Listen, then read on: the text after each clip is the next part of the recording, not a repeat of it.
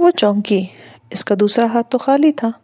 اللہ اللہ، اس کے پیروں سے تو زمین نکل گئی تھی۔ ڈی جے کی ٹوٹی اینک وہ ابھی اس کے ہاتھ میں تھی، پھر وہ پیر سے کیڑا جھاڑنے لگی تب وہ کہاں گئی؟ اس نے بدحواسی سے ہاتھ اندھیری زمین پہ ادھر ادھر مارا۔ نوکیلے چھوٹے پتھر، گھاس کے سوکھے تنکے، مٹی، سب اس کے ہاتھ آئی، لیکن اینک کہیں نہیں تھی۔ نہیں پلیز نہیں، وہ ڈی جے کی اینک کو نہیں کھونا چاہتی تھی۔ وہ ایک دفعہ سے پھر ڈی جے کو نہیں کھونا چاہتی تھی۔ اس نے اندھوں کی طرح اندھیروں میں رومال والی بند مٹھی اور دوسرے ہاتھ سے مٹی کو ٹٹولا، کچھ بھی نہیں تھا۔ رومال پرس میں رکھنے کی غرض سے اس نے پرس کھولا اور بس ایک نظر دیکھنے کے لیے پوٹلی کھولی۔ اندر سیاہ موتی تھا۔ اس کے ساتھ ایک ننھی سی چیز پڑی تھی، ایک سرمئی رنگ کا چھوٹا سا کنکر۔ جی ہاں، پروفیشنلزم اصول، اس پہ کوئی سمجھوتا نہ تھا۔ اس کا دل رکھنے کی خاطر اس نے اس کو یہ تاثر دیا تھا کہ وہ دانت نکال رہا ہے، مگر اپنے فرار کا واحد راستہ اس کے پاس تھا۔ اس نے نیچے پڑے اس جیسے ہزاروں کنکروں میں سے ایک اٹھا کر رومال میں رکھ دیا تھا۔ جی ہاں، اور تب اس نے بہت تکلیف سے مڑ کر درخت کی اوٹ سے اس پار دیکھا تھا۔ پہلا وعدہ چھن سے ٹوٹا۔ دور سرحدی باڑ تاریکی میں ڈوبی تھی، اتنی تاریکی کہ کچھ دکھائی ہی نہیں دے رہا تھا۔ اسی پل بجلی زور کی چمکی، پل بھر کو سب روشن ہوا اور تب اسے دکھائی دیا ایک ہیولا جو ٹیڑھی چال چلتا سرحد کی طرف بڑھ رہا تھا۔ 5 منٹ کب کے گزر گئے۔ دوسرا وعدہ بادلوں کی گرج میں تحلیل ہو گیا تھا۔ وہ دم سادے بجلی چمکنے کا انتظار کرتی اندھیرے میں آنکھیں پھاڑ پھاڑ کر ادھر دیکھ رہی تھی، مگر اب اس نے وہ ہیولا کھو دیا تھا۔ گزرتے وقت کا احساس کر کے وہ اٹھی اور واپس جانے کے لیے قدم بڑھائے۔ ساتھ ہی وہ جھکے ہوئے زمین پہ ہاتھ مار کر اینک ڈھونڈ رہی تھی۔ دفعتاً قریبی اس کا ہاتھ کسی سخت شے سے ٹکرایا۔ سٹریپ، لکڑی۔ اس نے وہ چیز اٹھائی، سرخ جوتی کا ٹوٹا ہوا حصہ۔ اب اینک اور دوسرا جوتا ڈھونڈنا بیکار تھا۔ وہ سیدھی کھڑی ہوئی تاکہ واپس جائے، اب اسے پیچھے نہیں دیکھنا تھا۔ اپنے پرس کو پکڑا ہی تھا کہ دوسرے جوتے نکالے کہ ایک دم کہیں سے سورج نکلا۔ روشنی، آنکھیں چندھیاتی روشنی۔ وہ تیزی سے واپس بیٹھی۔ کالی رات روشن ہو گئی، جلتی بجھتی روشنی۔ اس نے ہراساں نگاہوں سے پلٹ کر دیکھا۔ سرحد پہ روشنی کے راؤنڈز فائر کیے جا رہے تھے۔ اندھیرے میں ہر طرف روشنی بکھرتی، مدھم ہوتی، پھر بکھرتی۔ سرحدی باڑ پہ ہیولے سے بھاگتے دکھائی دے رہے تھے۔ اس نے زمین پہ پڑے ایک بڑے پتھر کو خالی ہاتھ سے تھام لیا۔ دل دھک دھک کر رہا تھا۔ روشنی، فائرنگ، گولیاں، سپیکر پہ آوازیں۔ وہ بنا آواز کے لب ہلاتے ہوئے چلائے، جہاں واپس آ جاؤ۔ آنکھوں سے آنسو ٹوٹ ٹوٹ کر گر رہے تھے، جسم کپ کپا رہا تھا۔ روشنی فواروں کی صورت میں بار بار پھوٹ رہی تھی اور اس کا دل چاہ رہا تھا کہ وہ بھاگتی ہوئی سرحد پہ چلی جائے، مگر وہ تیسرا وعدہ، وہ پیر کی زنجیر تھا۔ وہ ہر دفعہ اسے چھوڑ کر جگہ چلی جاتی، پہلی دفعہ اسے چھوڑ کر نہیں جانا چاہتی تھی، مگر جہاں کے وہ الفاظ اسے واپس بھیج رہے تھے، حیا کچھ بھی ہو جائے، کچھ بھی۔ اور پھر ایک زوردار دھماکہ۔ پتھر کو پکڑے گٹری کی صورت بیٹھی حیا کے بہتے آنسو رک گئے۔ اس نے ساکت نگاہوں سے سرحد کی جانب آتے دھوئیں کو دیکھا۔ روشنی، چیخوں پکار، سائرن، بارود کی خوشبو، اور پھر دھوئیں کے بادل ہر طرف چھاتے گئے۔ سرحد نہ چھپ گئی تھی اور دھندلی دیوار ایک دفعہ پھر ان دونوں کے درمیان چھا گئی تھی۔ کیا ہوا تھا، کیا پھٹا تھا، اسے کچھ معلوم نہیں تھی۔ وہ بس پسماردہ قدموں سے کھڑی تھی۔ ایک ہاتھ سے پرس اور ٹوٹا ہوا جوتا لٹک رہا تھا، دوسرا ہاتھ پہلو میں خالی گرا تھا۔ خالی ہاتھ، خالی دامن۔ اسے 2 وعدے توڑ کر اب تیسرا نبھانا تھا، اسے واپس جانا تھا۔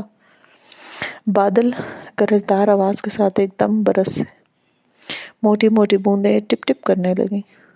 ٹرکی کی پہلی بارش بھی وہ ننگے پیر ٹوٹے جوتے کے ساتھ چل رہی تھی۔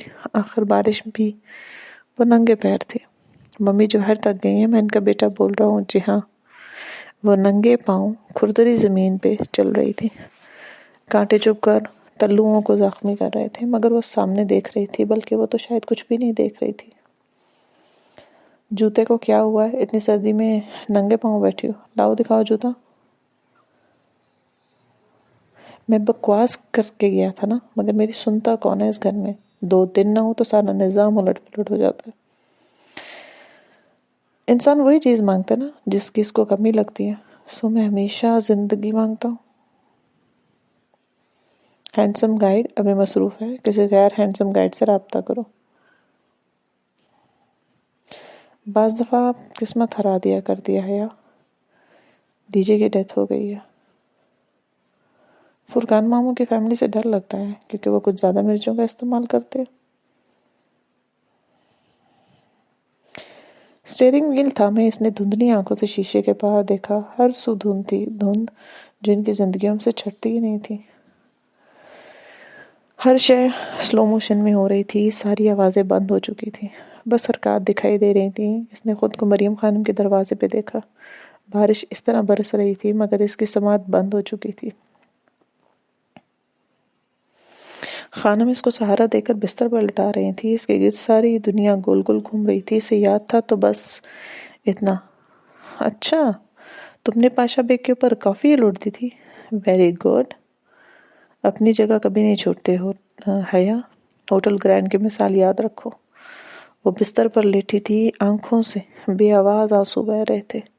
پائنتی کی طرف بیٹھی مریم خانم اس کے پیروں پہ دبا لگا رہی تھی۔ اسے درد نہیں ہو رہا تھا، اس کی ساری حسیات ختم ہو چکی تھی۔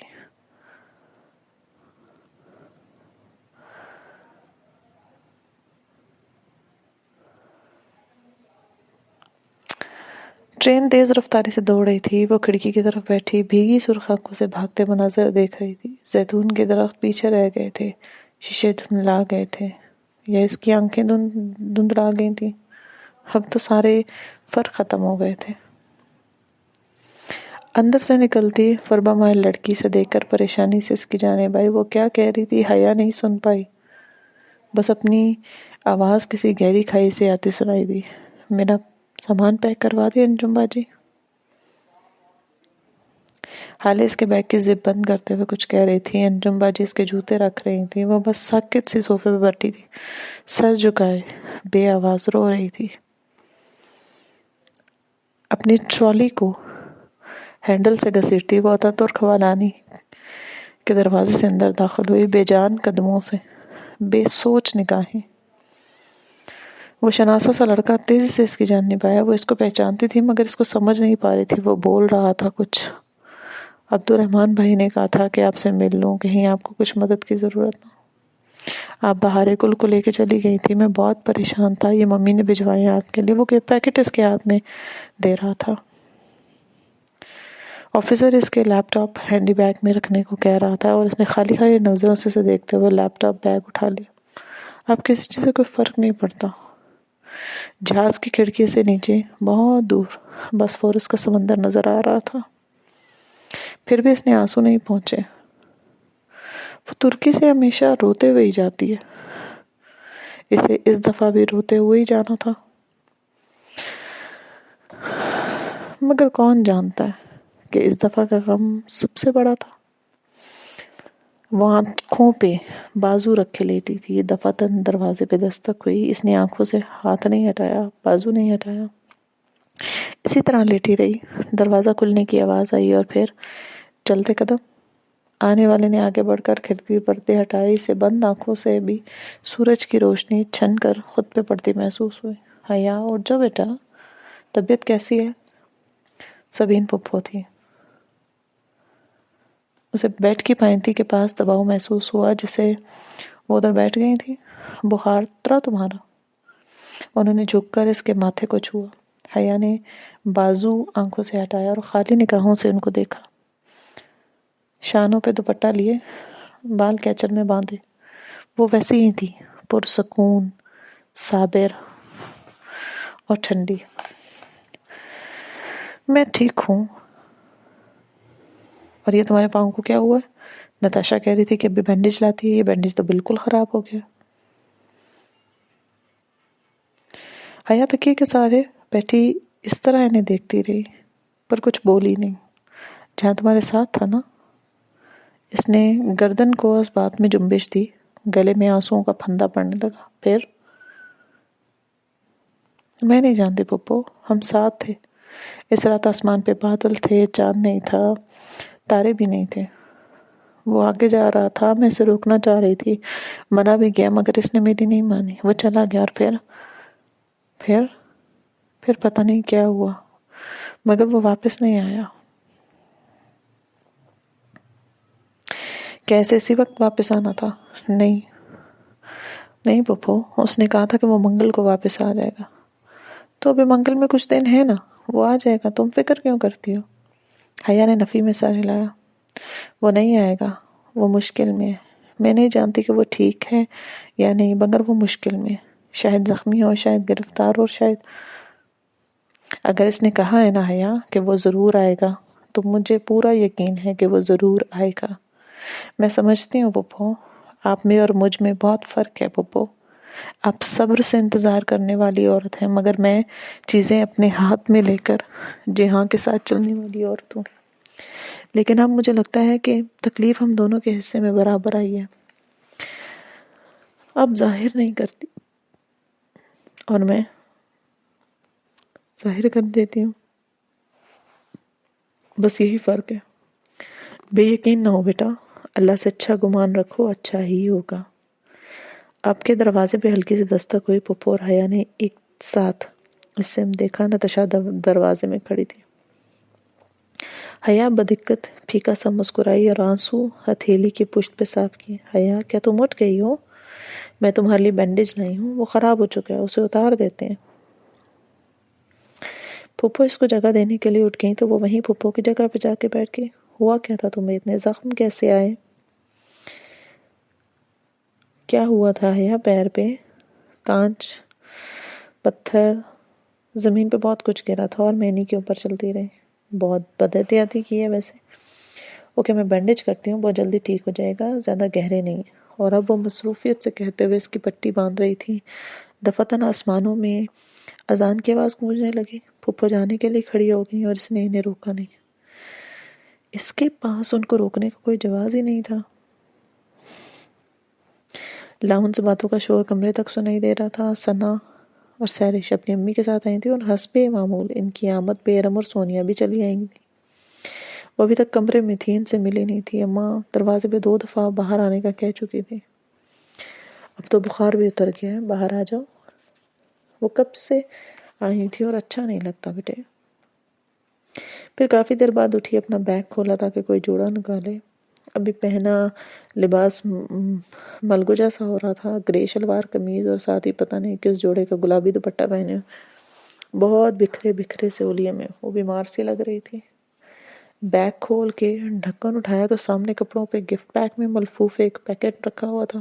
اس نے پیکٹ اٹھایا اور کچھ مدھم سے یاد آیا کہ سفیر نے جاتے ہوئے یہ اس کے حوالے کیا تھا، شاید حلیمہ آنٹی نے دیا تھا۔ اس نے ریپر پھاڑا، اندر بہت خوبصورت سفید انسلی سلک کا کپڑا پڑا تھا، ساتھ میں ایک چھوٹا سا کارڈ بھی تھا۔ اس نے کارڈ اٹھایا۔ حیا کے لیے بہت ساری دعاؤں کے ساتھ۔ تم میشنا پوچھنا چاہتی تھی نا کہ تمہاری فلائٹ میں عثمان کے ساتھ بیٹھی ترک عورت نے اس سے کیا کہا تاکہ وہ تم سے زیادہ فرینک نہ ہو، تو میں تمہیں بتا دیتی ہوں۔ انہوں نے اسے کہا تھا کہ ہم ایک ایسی ڈش آرڈر کر رہے ہیں جس میں انڈین سٹائل کی تلی ہوئی پیاز بھی شامل ہے، اور یہ بات حیا اور ترک عورتوں کو تلی ہوئی پیاز کی خوشبو سے سخت الرجی ہے، لیکن آف کورس وہ صرف اس لیے ایسا کرنا چاہتے تھے کہ کہیں کسی اجنبی سے بے تکلفی سے تمہیں نقصان نہ ہو۔ ہم اپنے دوستوں کا بہت خیال رکھتے ہیں، فقط حلیمہ اور عثمان۔ اس کے چہرے پہ افسردہ سی مسکراہٹ ابھر آئی۔ کچھ باتیں ادھوری بھی رہ جائے نا، تب بھی ان کی تشنگی نہیں ہوتی۔ جیسے ڈی جے کو گڈ مارننگ ڈی جے کہنے والا لڑکا نہیں ملا۔ وہ کون تھا وہ کبھی جان ہی نہیں پائی، اور کون جانے کہ اس کو خود بھی پتا تھا کہ نہیں کہ ڈی جے اس دنیا سے نہیں چلی گئی ہے۔ اس نے بیگ سے کپڑے ادھر ادھر کیے، آگے پیچھے ہر جگہ دیکھا، پھر دوسرا بیگ کھولا۔ اس کا ونڈ چائم نہیں تھا، پتہ نہیں وہ اسے کہاں بھول آئی تھی۔ دل اتنا خراب ہوا کہ اس بات سے کہ وہ لباس بغیر چینج کیے باہر کیچر میں بال باندھے باہر آ چکے تھے. مطلب حد ہو گئی ہے، ایک دم سے ہمیں اتنی سنا دی رضا بھائی نے. ہمارا کیا قصور ہے؟ اور فائزہ وغیرہ ان کو بھی تو دھیان رکھنا چاہیے تھا نا. ثنا لاؤنج کے صوفے پر بیٹھی زور و شور سے خفگی سے کہہ رہی تھی. حیا کو آتے دیکھا تو بات روک کر جلدی سنی. حیا آپا کدھر ہیں آپ؟ سب کہہ رہے ہیں آپ آتے ہی ساتھ ہی بیمار پڑ گئی ہیں. حیا زبردستی سے مسکرائی. سونیا بھی اچھے سے ملی، باقی سحر اور ارم تو اپنے اپنے موڈ میں تھی، مگر اسے کہاں پرواہ تھی. نتاشا اپنے مصروف انداز میں بے نیاز سے صوفے پہ بیٹھی میگزین کی وقت گردانی کر رہی تھی. تو پھر کیا شکایت کی تم نے فائزہ سے؟ وہ سب بیٹھ گئیں تو سونیا بھابی نے ثنا کو تفکر سے دیکھتے ہوئے سلسلہ کلام وہیں سے جوڑا. لاؤنج کی وسط میز پہ شیشے کے پیالے میں اسٹرابیریز بھری تھی، درمیان سے کٹی ہوئی سرخ رسیلی اسٹرابیریز. سہرش بات سنتے سنتے ایک ایک پھل کھا رہی تھی. ہاں آج جا کر فون کرتی ہوں فائزہ باجی کو. حد ہے ویسے. فائزہ باجی نے پتہ ہے کیا کیا؟ کیا؟ حیا نے اسی انداز میں دہرایا جیسے اسے کوئی دلچسپی نہ ہو. فائزہ ارسل کی بہن تھی اور ارسل تھا جس کے ولیمے کی رات طاہر ابا نے اس کی بےعزتی کی تھی. فائزہ باجی نے ارسل بھائی کے ولیمے کی تصاویر فیس بک پہ لگا دی. چلو اپنی لگاتی تو خیر تھی، مگر ہماری ٹیبل کی بھی 3 تصویریں البم میں لگا دی اور پرائیویسی پبلک رکھ دی. رضا بھائی نے دیکھا اور ہمیں ہی سنا رہے ہیں. وہ بس خاموشی سے ثنا کو دیکھتی جا رہی تھی. آپ کی بھی تصویر تھی؟ ثنا نے یاد کر کے اسے بتایا. اس پہ وہ ذرا سی چونکی. مگر آپ کی تو خیر ہے، آپ نے لپیٹ کر دوپٹہ لیا ہوا تھا، پتہ نہیں چل رہا تھا کہ کون ہے. مگر میری تو اچھی خاصی کلاس لی بھائی نے. ہاں حیا کا دوپٹہ ہوا سلیمانی چوغا ہو گیا. ارم ذرا سی ہنسی. حیا نے نگاہ پھیر کر اسے دیکھا. وہ ہاتھ میں پکڑی شیشے کی پلیٹ پہ رکھی اسٹرابیریز کو کانٹے میں پھنسا کر کھا رہی تھی. اس نے بھی حیا کو دیکھا. حیا کی نگاہوں میں تھا کچھ کہ ارم بے اختیار دوسری طرف دیکھنے لگی.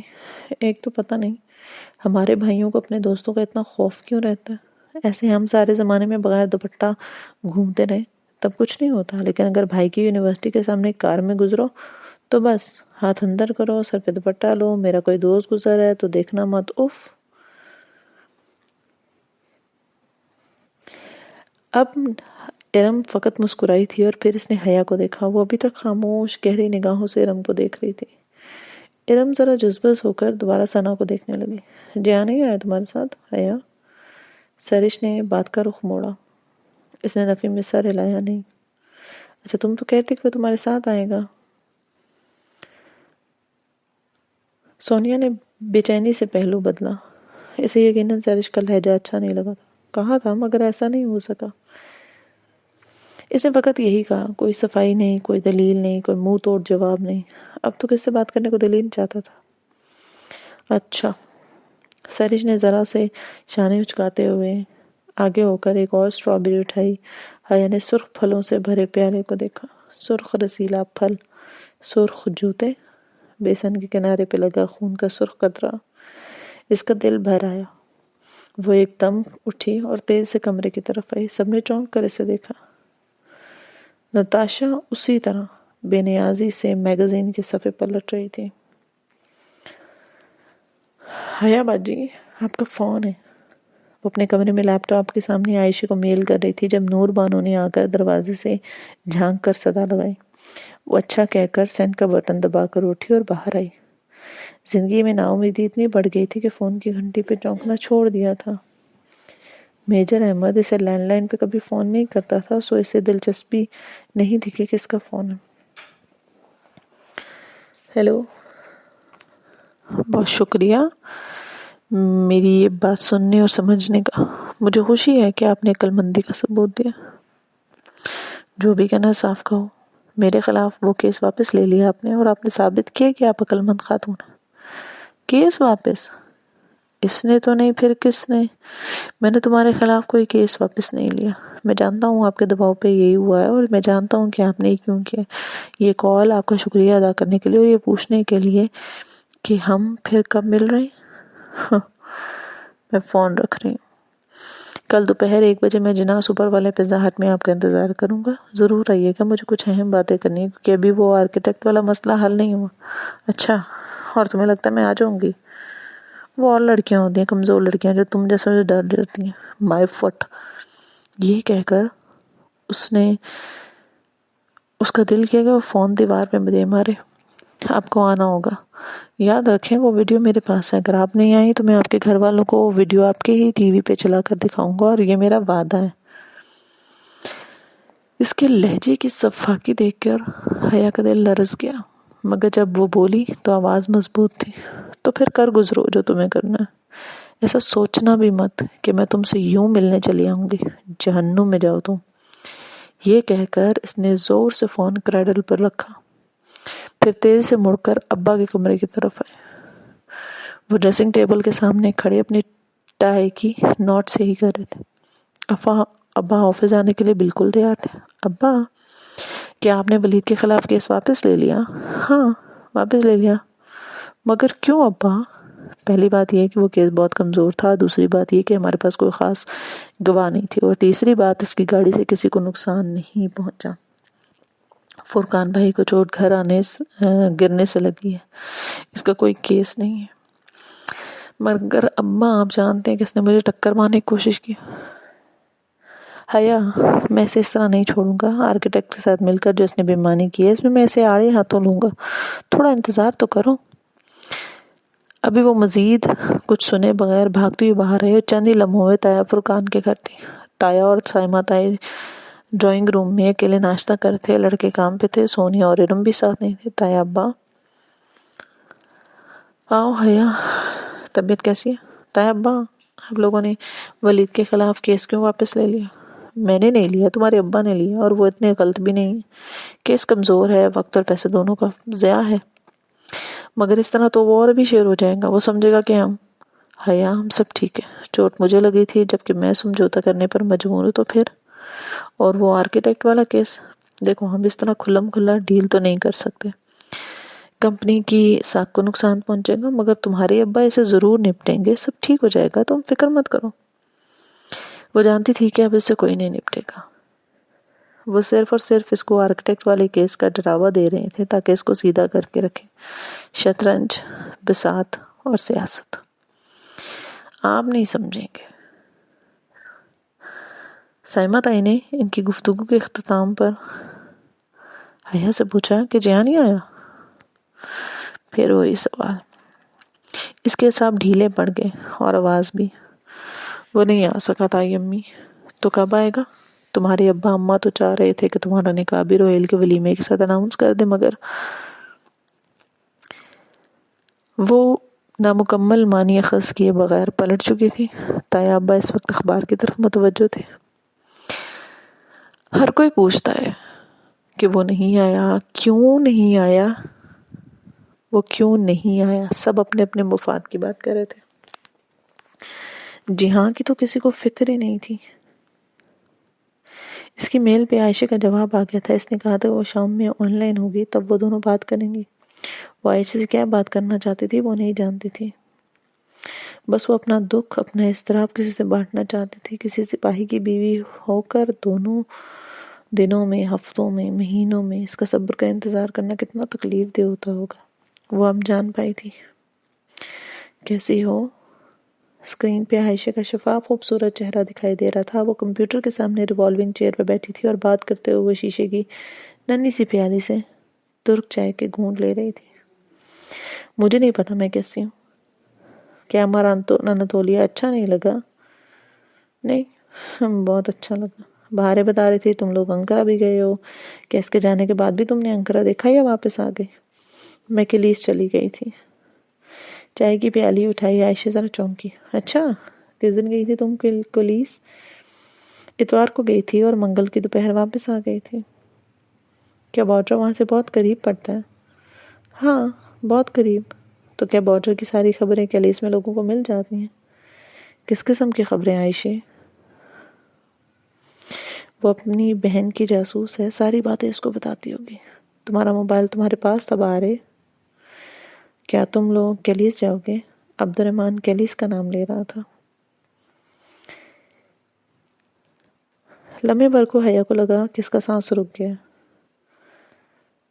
حیا، عائشہ نے اسے پکارا۔ وہ چونکی، کڑیاں سے کڑیاں مل رہی تھیں تو ایک عجیب سا خیال ذہن میں ابھرا۔ نہیں، یہ نہیں ہو سکتا۔ عائشہ کسی کو پولیس کو کیوں بتائے گی؟ مگر پھر بھی وہ بارڈر کی گرفتاری کے بارے میں سننے میں اتنی دلچسپی کیوں رکھتی تھی؟ ہاں، پیر اور منگل کی درمیانی رات وہ بارڈر کراس کر رہا تھا عائشہ، مگر سیکیورٹی اہلکار اس کے انتظار میں تھے۔ وہ گرفتار ہوا یا مارا گیا میں نہیں جانتی، مگر میں اتنا جانتی ہوں کہ وہ اس کے انتظار میں تھی کیونکہ تم نے ان کو بتایا تھا، ہے نا؟ عائشہ لمحے بھر کو خاموش ہو گئی تھی۔ حیا کو لگا کہ وہ انکار کرے گی مگر وہ جھوٹ نہیں بول سکتی تھی۔ ہاں، میں نے ان کو کال کی تھی، یہ میرا فرض تھا۔ اگر مجھے یہ معلوم ہوتا کہ ایک قومی مجرم قانون توڑنے جا رہا ہے تو مجھے سیکیورٹی فورسز کو بتانا چاہیے۔ وہ بے یقینی سے عائشہ کو دیکھ رہی تھی۔ مرحبا حیا، بہارے کہیں پیچھے سے آئی اور بہن کے کندھے سے جھول کر چہک کر اسکرین میں دیکھا۔ حیا نے جواب نہیں دیا، وہ ابھی تک عائشہ کو دیکھ رہی تھی۔ عبد الرحمن مجرم نہیں تھا عائشہ، وہ مجرم نہیں تھا۔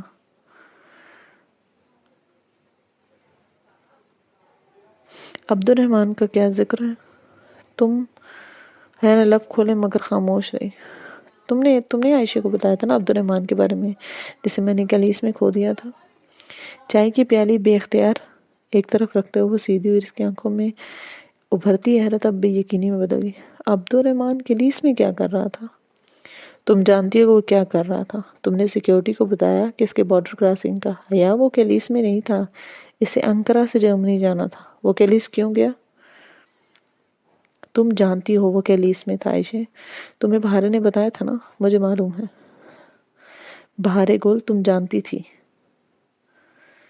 میں نے کچھ نہیں کیا، سب مجھے ایسے کیوں دیکھ رہے ہیں؟ اب کے بہارے بولی، وہ منگل کی رات بارڈر کراس کرنے جا رہا تھا، کیا یہ تمہیں بہارے نے نہیں بتایا؟ وہ بارڈر کراس کرنے جا رہے ہیں؟ نہیں حیا، یہ نہیں ہو سکتا۔ میں نے اس کے بارے میں تو کسی کو کچھ نہیں کہا۔ میں نے تو نصوح فخری کے بارے میں بتایا تھا سیکیورٹی کو، اس نے بارڈر کراس کرنا تھا منگل اور پیر کی شام۔ وہ جہاں تھا عائشہ جس کے بارے میں تم نے ان کو بتایا تھا، اور تم نے کال ہی کیوں کی سیکیورٹی کو؟ کیونکہ مجھے عبد الرحمن نے ایسا کرنے کو کہا تھا، وہ بے بسی سے بولی اور بہارے نے تائید میں سر ہلایا۔ میری بہن سچ بول رہی ہے، میں نے ان کی باتیں سنی تھی چرچ میں، اور حیا کو لگا کہ وہ اگلا سانس نہیں لے پائے گی۔